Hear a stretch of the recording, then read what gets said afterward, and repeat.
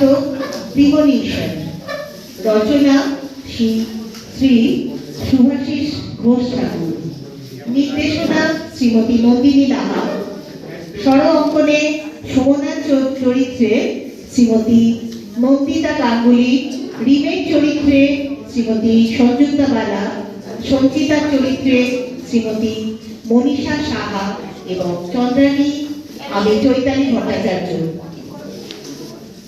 শুরু হচ্ছে নাটক প্রিমনিশন।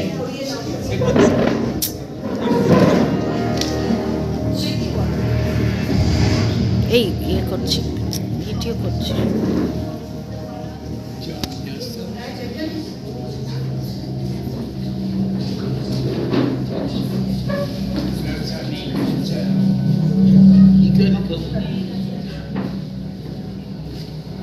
শুরু করো। একবার নয়, বারবার স্বপ্নে ভেসে উঠেছে তোদের তিনজন আর আমি। এই চারজনের মুখ আমরা কেউই বেঁচে নেই। প্রতিটা মুখের মৃত্যুর চিহ্ন স্পষ্ট। মানছি তোর একটা অদ্ভুত ব্যাপার আছে, এভাবে যা যা দেখিস তোর অনেক কিছুই মিলে যায় কখনো কখনো। তা বলে স্বপ্নে দেখা কোনো কিছুকে অনিবার্য ভাবা কিন্তু কোনো কারণ নেই। এই একই দৃশ্য আমি স্বপ্নে বারবার দেখেছি, আর তাই তোদের সবাইকে ডেকে আমি ব্যাপারটা জানিয়ে দিলাম। কি কথা বলছে বাবা? খুব ভয় করছে। ওসব আগে থেকে জানতে পারার কথা বারবার মিলেছে, সেই কলেজের সময় থেকে। জানি প্রিমনিশন, কিন্তু এর কোনো বৈজ্ঞানিক ব্যাখ্যা নেই। বিজ্ঞান মোটেই একে পুরোপুরি স্বীকৃতি দেয় না। আমার মনে হলো কাকুকে দেখে জানালাম, এবার কোনোভাবে সতর্ক হবি নাকি পুরোটা অবৈজ্ঞানিক ভেবে উড়িয়ে দিবি, সেটা সম্পূর্ণ তোদের ব্যাপার। না রে, এটা মানতেই হবে যে প্রিমনিশন বলে কিছু তো একটা আছে। এই নিয়ে সারা পৃথিবীময় এত আলোচনা, গল্প, সিনেমা সব কি মিথ্যে? আমি কিন্তু ব্যাপারটা ঠিক জানি না। কি রে ব্যাপারটা? কারোর মধ্যে প্রিমনিশনের একটা ক্ষমতা থাকে। তারা আগে থেকেই দেখতে পারে যে পরে বা ভবিষ্যতে ঠিক কি ঘটতে চলেছে। ভারী আশ্চর্য তো, এরও এমন পাওয়ার আছে বুঝি? সে কলেজে পড়ার সময় কদিন যাবত ও এসে বলছিল একটা অদ্ভুত স্বপ্ন ওনাকে স্পষ্ট দেখেছে যে পাশাপাশি দুটো খুব বড় বিল্ডিং হঠাৎই ভেঙে মাটির সাথে মিশে যাচ্ছে। হ্যাঁ, ওটা কিন্তু অদ্ভুত ভাবেই মিলে গিয়েছিল। কদিনের মধ্যে কেউ বলেছিল আমেরিকার টুইন টাওয়ার। তার মানে রিঞ্জা বলছে তা তো মিলবেই। কেউই বেঁচে থাকবো না আমরা।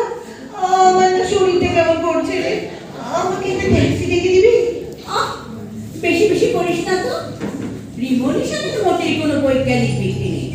এমনও তো নিশ্চয় অনেক স্বপ্ন আছে যা রিম দেখেছে কিন্তু মেলেনি। রে, তুই কি দেখেছিস? কে আগে মারা যাবো আমাদের মধ্যে? দুই একদিনের মধ্যে মরে যাবো না তো? সবাই মারা যেতে পারে যে কোনো দিন। আমি সবারই যে মৃত্যু মুখগুলো বারবার দেখছি, সেগুলো আমাদের এখনকার বয়সে। সামরাতে কিভাবে মারা যাবো আমরা? ঠিক স্পষ্ট নয় রে, তবে স্বাভাবিকভাবে মারা যাবো না কেউই। কেননা সবার মৃত মুখে খুব যন্ত্রণার ছাপ, মুখগুলো বিকৃত। চন্দ্রানী, তোর ট্যাক্সি এসে গেছে, নিচে দাঁড়িয়ে আছে। থ্যাঙ্কস রে, আমি আবার ফোনে রাখছে তোদের মতো ট্যাক্সি ডাকতে পারি না এখনো। যাই রে, সবাই ভালো থাকিস, সাবধানে থাকিস, দেখা হবে যদি সবাই বেঁচে থাকি। বেশি টেনশন করিস না, সুস্থির মাথায় দেখে শুনে যা। মরতে তো সবাইকেই হবে কোনো না কোনো দিন। কিরে শোনা, তুই ঘুম পেয়ে আছিস কেন? না রে ভাবছি চন্দ্রানীকে এসব কথা বোধহয় না জানালেই ভালো। ও তো চিরদিন একটু নার্ভাস, এসব শুনে খুব বেশি আপসেট হয়ে পড়েছে রে। রিম তো ওর দেখা স্বপ্নের কথাটুকুই বলেছে। যা দেখেছে সেটা আমাদের জানিয়ে দেওয়াই উচিত ছিল। চন্দ্রানীর মৃত্যুটা অ্যাক্সিডেন্টে স্পষ্ট দেখেছি। ওর মুখের একটা আওয়াজ যেন প্রায় থেতলে গেল। রাস্তায় পড়ে আছে। ওকে ফিরে যাই।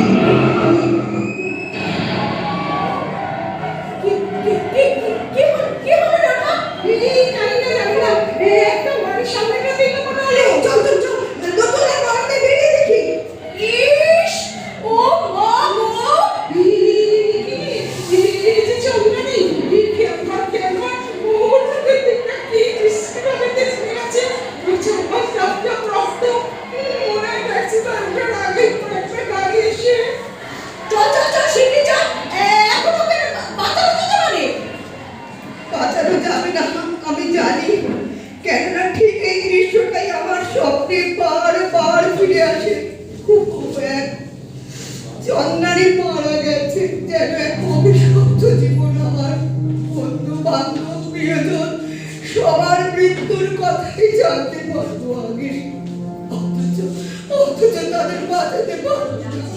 ঘৃণা হয়, নিজের ওপরে ঘৃণা হয়।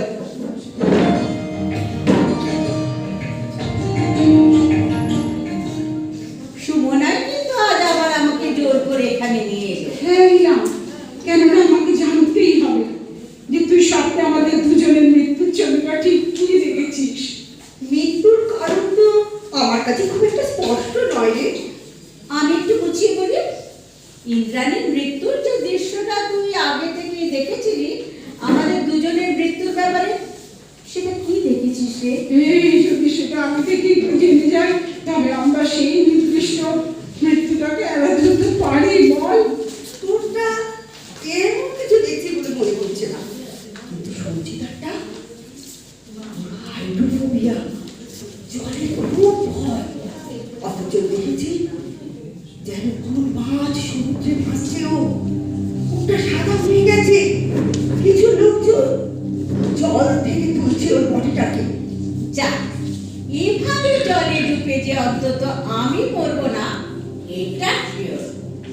ভয়ের কারণে কোনো নদী বা সমুদ্রে ধারে ঘুরতে যাওয়া তো দূরের কথা, কোনো পুকুর পাড়েও দাঁড়াই না কখনো। আমারটা এই বললারি, প্লিজ একটু বল মনে করে।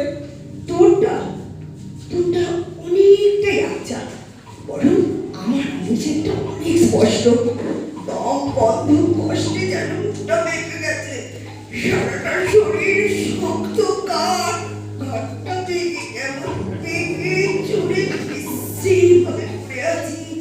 প্রাণহীন আর অনেক লোক। ওরে বাবা, এইভাবে মারাতে মানুষের এমন অবস্থা হয়। এই ভাব আর সেগুলো একদম এড়িয়ে চল।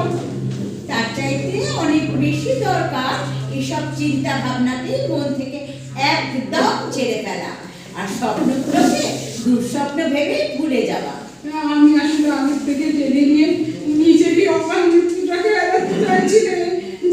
যেভাবে মৃত্যুকে কি এড়ানো যায়? আগে থেকে জেনেও লক্ষ্মীধরের সর্বদংশনে মৃত্যুকে আটকানো গিয়েছিল।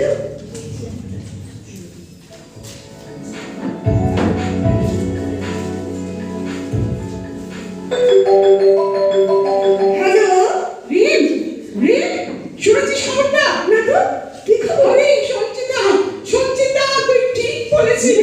মানে ও চেন্নাই যাচ্ছিল, বঙ্গোপসাগর পেরিয়ে সময় না। সে কি রে? কি বলছিস তুই? ঠিক বলছি, ভেঙে পড়েছে। ঠিক টাকা মিলে যাবে। খবর জানিস? ভিজে আছে। ঢাকা চলছে, কোথায় বেঁচে নেই কেউই। নিজেকে অভিশপ্ত লাগে আমার আজকাল। তুই বলেছিলি জলের মধ্যে মাছ সমুদ্রে সব কেমন মিলে গেল রে। এভাবেই মিলেই তো যায় বারবার। আমার মৃত্যুর সম্পর্কে যদি কিছু দেখে থাকিস বল না রে, প্লিজ। এই দেখিনি রে, সত্যি তেমন কিছু না তো তোকে তো বলতামই। কে না চায় বল নিজের কাছে মানুষের মৃত্যুকে এড়িয়ে বাঁচিয়ে রাখতে?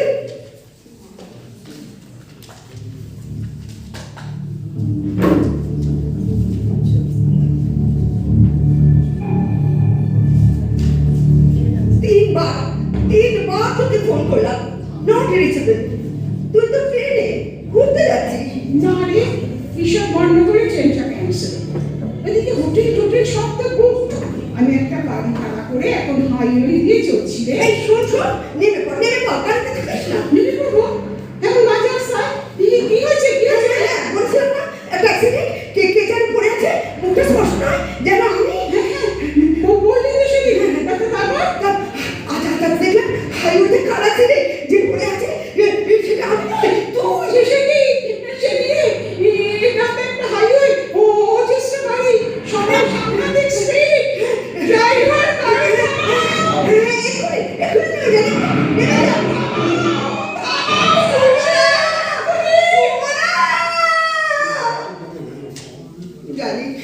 জানি আর নেই, শেষ হয়ে গেল সুমনা, আর শুধু বেঁচে আমি।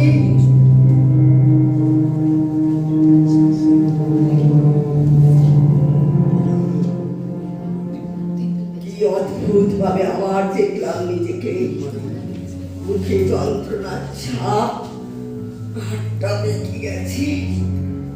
যার যার মৃত্যু এভাবে দেখেছি সবই সত্যি হয়েছে, বাঁচাতে তো পারিনি কাউকে।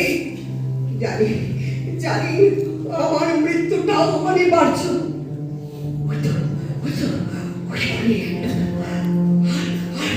এই চরিত্রের ওনাটা একটা